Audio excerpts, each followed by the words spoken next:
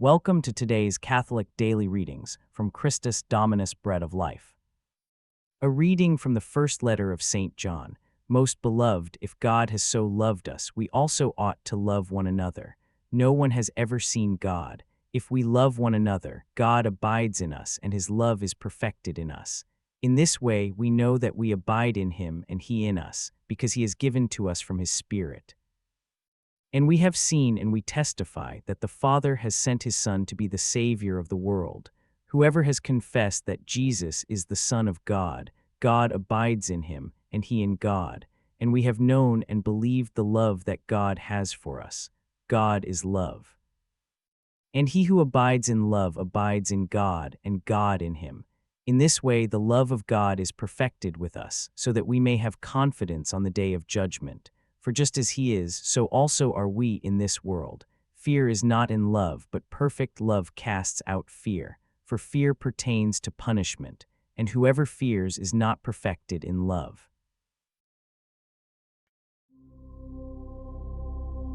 Who walks on the sea? Who speaks into the storm?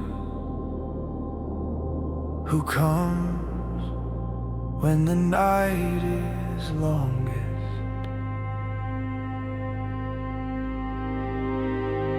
Oh God, with your judgment endow the King, with your justice the King's own Son. He governs the broken with mercy. He rules where the chaos runs. The waves obey when he passes by. The wind falls silent at his name. The sea becomes solid beneath his feet, and nothing remains the same. We were afraid in the dark. We did not know who you were. We thought you were something else until you spoke. Lord, every nation on earth will adore you, not because we understand,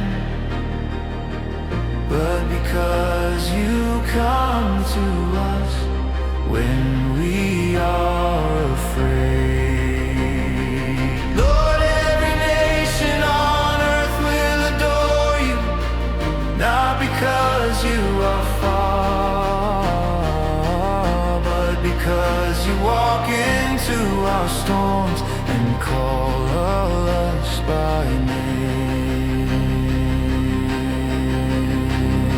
The kings of Tarshish will bring their gold, the distant shores will bow low, but you first came to frighten men in a boat that would not go. You rescued the poor when they cried aloud. You saw the ones with no help near. You did not wait for daylight. You came while it was still fear. You did not shout from heaven. You did not still the storm from afar. You stepped into the waves and came where we were. Lord, every nation on earth will adore you, not because you rule the sky, but because you come so close that you calm our hearts. Lord, every nation on earth will adore you, not because you demand our fear, but because perfect love stands before us and says, do not be afraid. It is I, do not be afraid.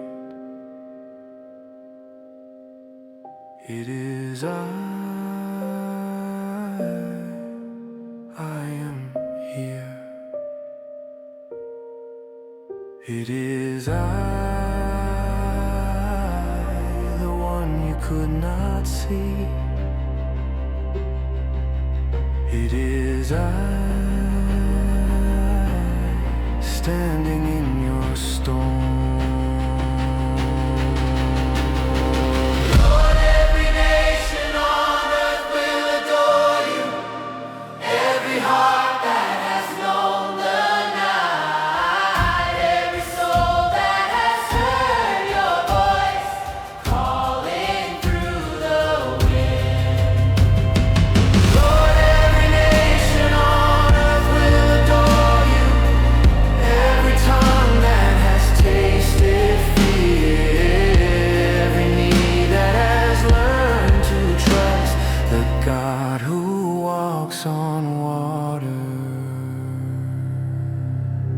It is I. Do not be afraid.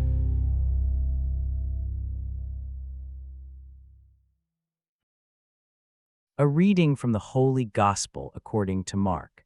And immediately he obliged his disciples to board the boat, and to go ahead of him across the sea to Bethsaida, while he dismissed the crowd. And when he had dismissed them, he went to the mountain to pray. And when evening had arrived, the boat was in the middle of the sea, and he was alone on the land.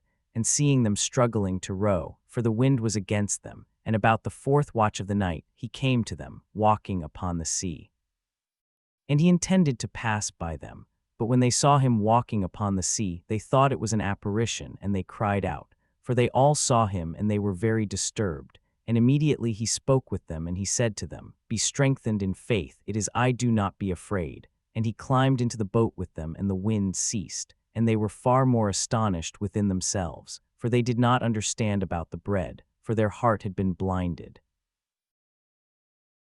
Join us for today's reflection.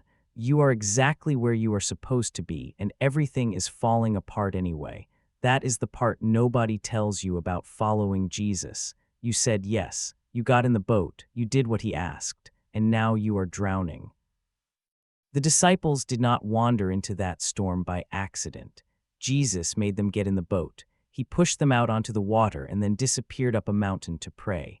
They were being obedient. They were doing exactly what the Son of God told them to do. And they spent 9 hours rowing against wind that would not stop, watching the shore get no closer, feeling their arms burn and their hope drain. Maybe you know what that feels like. You took the job you felt called to take, and it is crushing you. You married the person you believed God brought into your life, and now you are not sure you will make it.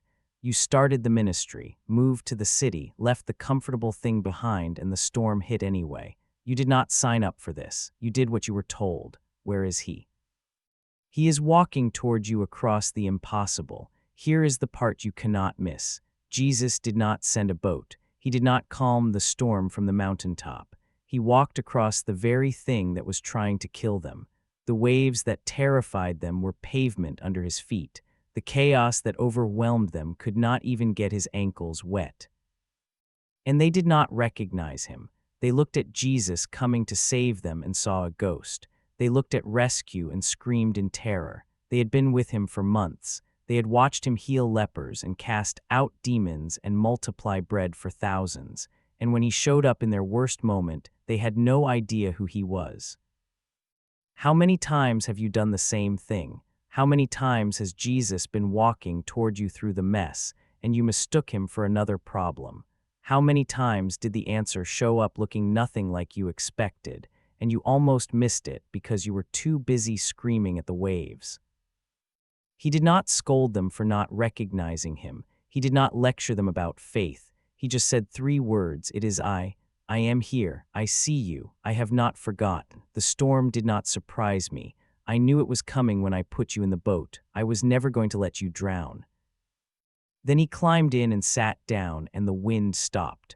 Not because he rebuked it this time, just because he was there. His presence was enough. Sometimes the miracle is not the storm ending. Sometimes the miracle is realizing you are not alone in it. Perfect love drives out fear. That is what John figured out after a lifetime of following Jesus.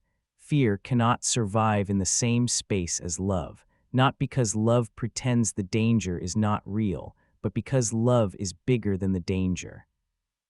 The disciples were terrified because they did not yet understand how much they were loved. They thought they were abandoned. They thought obedience had led them to death. They could not see that obedience had led them to the most stunning revelation of who Jesus actually is. He walks on water. He speaks and storms obey. He shows up in the fourth watch in the darkest hour when you have given up hope that morning will ever come. And he climbs into your boat and sits down like he belongs there because he does. Whatever storm you are in today, he is not watching from the shore. He is already on his way. The waves you are fighting are nothing to him. The wind that has been beating you down all night cannot touch him. Stop rowing for a minute. Look up. That figure coming toward you through the impossible is not a ghost. It is I do not be afraid.